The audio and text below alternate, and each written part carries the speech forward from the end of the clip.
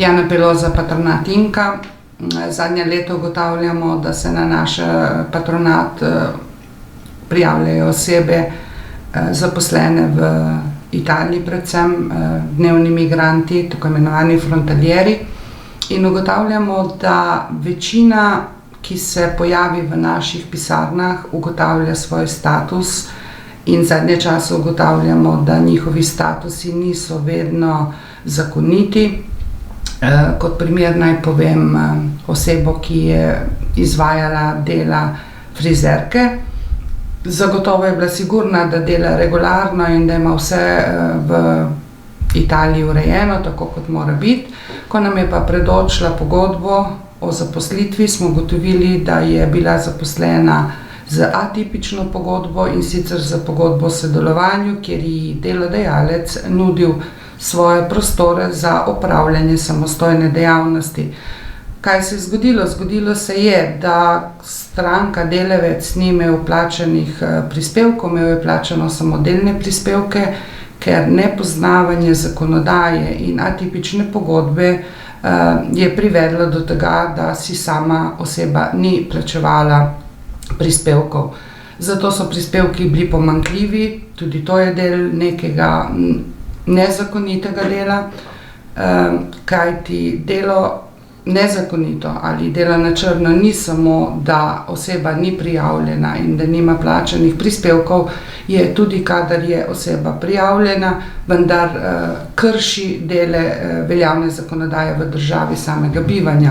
Mislimo, da je tu osnovni problem nepoznavanje zakonodaje.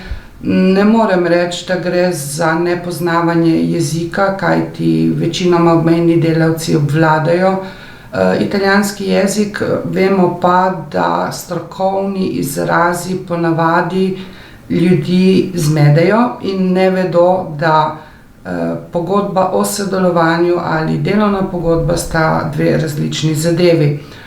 Kot drugi primer, mogoče zanimivost opravljanja pripravništva. V Sloveniji je pripravništvo plačano delo, tečejo prispevki, žal v Italiji je to v bistvu neplačano priprava na delovno aktivnost. Oseba, ki opravlja pripravništvo, v bistvu nima delovne pogodbe, ampak ima konvencijo med določeno regijo in osebo, ki pripravijo osebo na delovno aktivnost. Marsikdaj tudi v teh primerih prihaja do zlorab, kajti priprava na delovno aktivnost se nepravilno podaljšuje, stranka zadovoljna z svojim plačilom pač smatra, da je redno zaposlena, in tu prihaja do velikih nepravilnosti.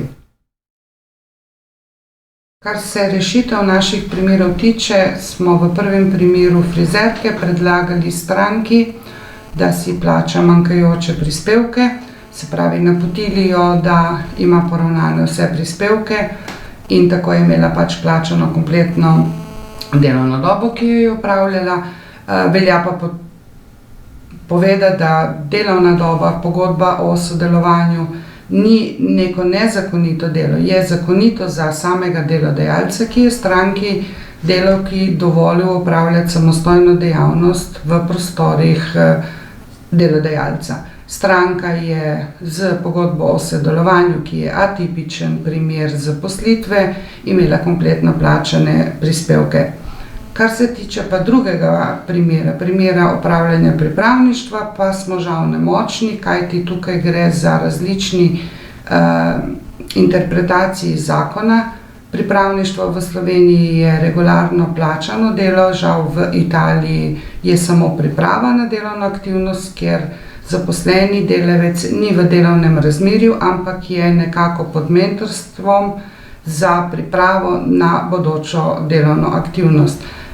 Velja poudariti, da delavec, ki se zaposli v bilo kateri drugi državi, ima dosti možnosti, da se seznani z veljavno zakonodajo v državi, v kateri se zaposli, tako preko patronatov kot raznih drugih inštitucij, ki mu dajo vse napotke. Ravno tako pa vkolikor ima bilo kakšne dvome v zvezi same pogodbe o zaposlitvi, smo na razpolago, kjer lahko skupaj preberemo in ugotovimo in pravočasno rešimo mogoče dele nezakonitosti same pogodbe in same zaposlitve.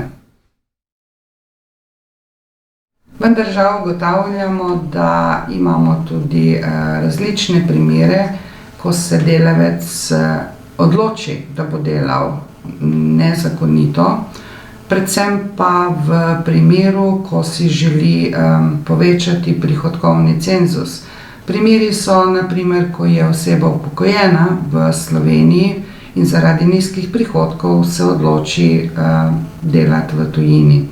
Ravno tako, ko je oseba recimo prijavljena kot brezposelna oseba na Zavodu za zaposlovanje, se odloči povečati dohodkovni cenzus, se pravi zaslužiti nekaj več, ne zavedajoč se, da taka dela škodijo samemu delavcu, kajti v primeru, da se ugotovi, da oseba dela kljub temu, da je upokojena, mora vrniti vse prejete pokojnine v času tega dela.